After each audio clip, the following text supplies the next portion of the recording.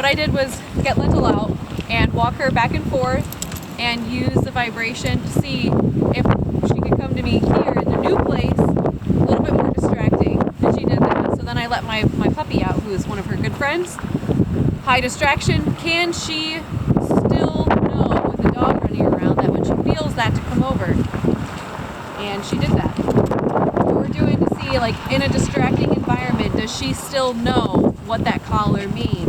And so all I'm looking for is when this collar goes off, like this. Lentil, come touch. Yes, good girl. So she paid attention to the sound or the vibration, and then I gave her the verbal cue. So the collar paged, she was like, I feel that, and then I told her what to do when she feels this.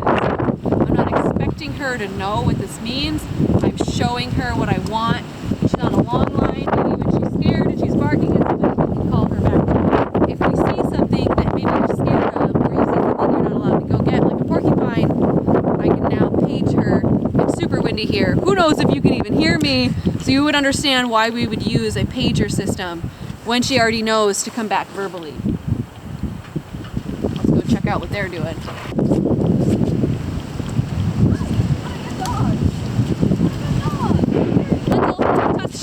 Yes, what a good girl! So she knows a finishing move. Comes that wind.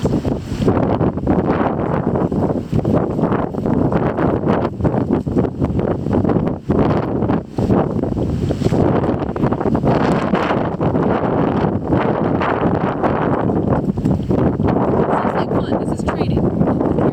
Training should be pretty fun. Hi. Give them both a page.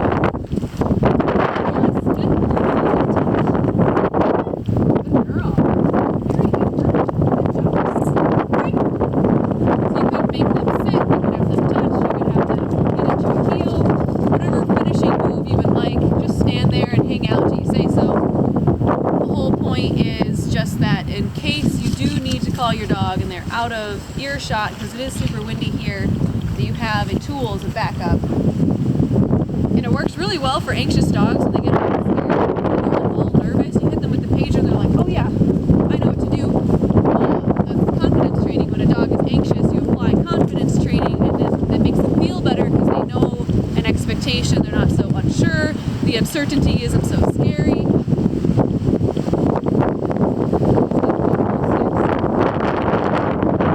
So we're just going to hang out here for a little bit, try it again, and then we're going to move to a little bit different location and keep moving around, and you'll build up to being on the trail and being off leash. This is pretty good. A lot of dogs come here. It smells like dogs. Just chewing on her leg.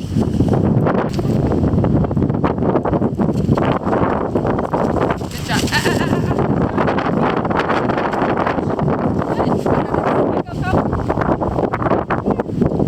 Yeah, very good. Great. Let's all get tangled and stuff.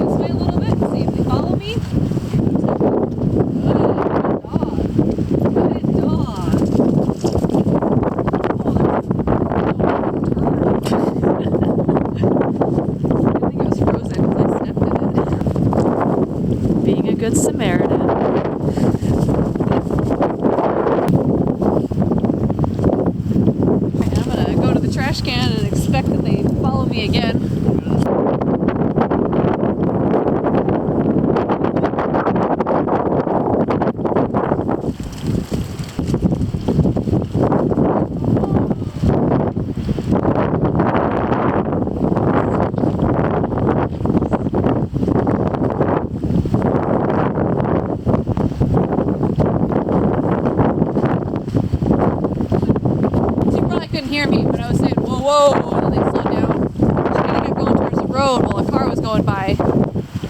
Sort of easy, and she just kept going, so I stepped on the long line. That made her come to an abrupt stop. So that was, if you don't listen, you're going to feel some pressure on the leash or on the e-collar. And it's not like a be obedient to me or else kind of thing. It's more like, do not run into the road when there's a car coming by. Absolutely not. Do not. It's dangerous. So that's when I would use something that would be, a lot of people don't like the word punishment. It's got a lot of negative ties to it, but it's a correction. Like, don't do that. And if you do that enough, you give them verbal cue and then they get corrected, then they'll learn to avoid the correction. If you're actually doing it right, you'll teach them what that word means. There's another car. Come. Yes. What a good girl. So set the dog up for success, call them over to you and pet them and be like, good job. What a good dog. Very good. Less likely. The reason why she kind of kept going too is dogs, if you're recalling your dog and you take one step forward towards them, they're going to think you're going in that direction, so they're just going to keep going. So if you're calling your dog and walking towards them, like I was walking to that trash can, she kind of anticipated where she thought I was going. She wasn't actually listening to me, she just paid attention to where I was moving. Be mindful when you're doing a recall is where are your feet pointed. Echo, come!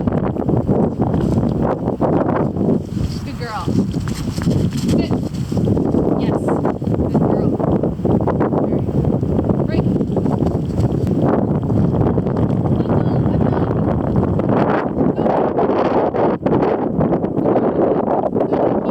I'm gonna keep tapping Lentil until she comes. Yes, good girl. Like, stop tapping her when she comes.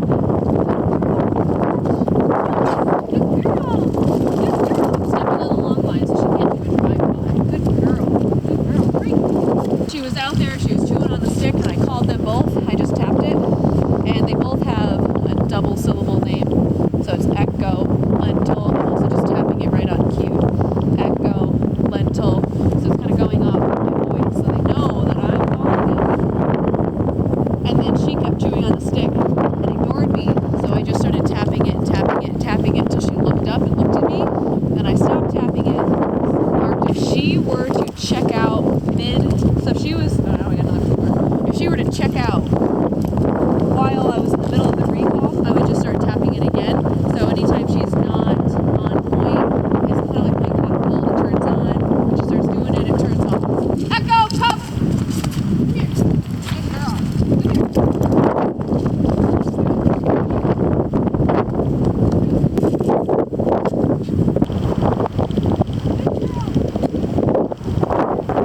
So there's kids on bikes. So I'm giving them food so they associate seeing kids on bikes is a positive thing.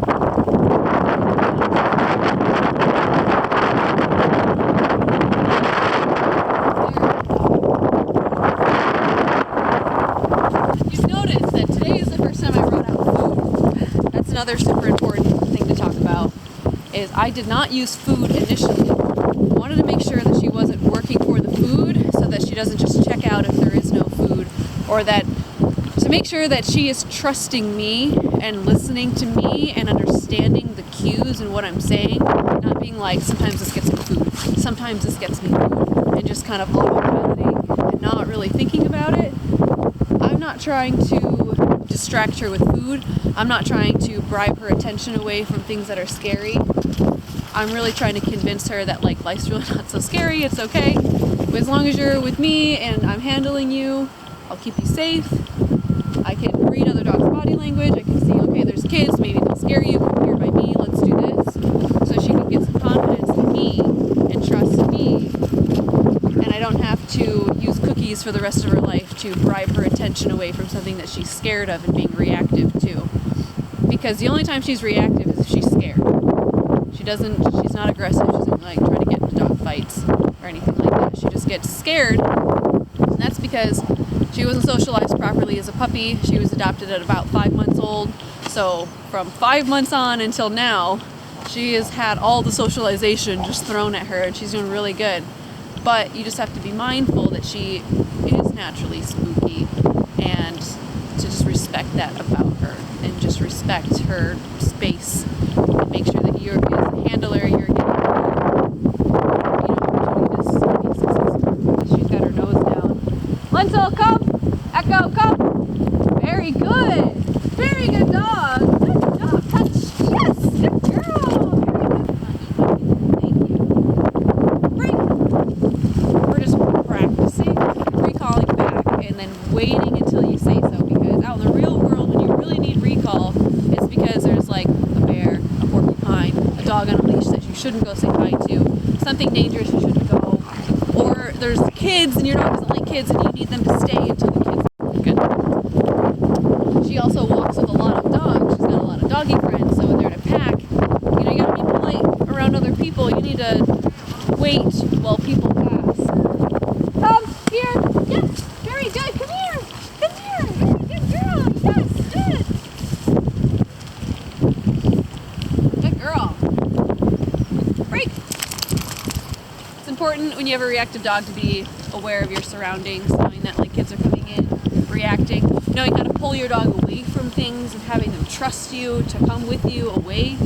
Even when they're scared, they're like, I'll be brave. Dogs are very brave. So you don't need them to be brave. Just say, come over here and hang out. It's fine. See, she's huffing. She's looking at those kids and she's huffing. A little unsure. If they were to come at us right now, she would build. 100%. If that kid came riding his bike really quickly at her in this mind state, she'd freak out. So, you can turn your dog side face, Lentil, so they're not in such a standing forward position. Good. Good girl. And then I can body block and put her on this side, so I'm a barrier in between the children. So now she's kind of over here behind us and watching the kids at a safer perspective. Echo, come. Here. Yes. Very good. Very good, girl. Good job. Break. So I called them back because one of them puffed.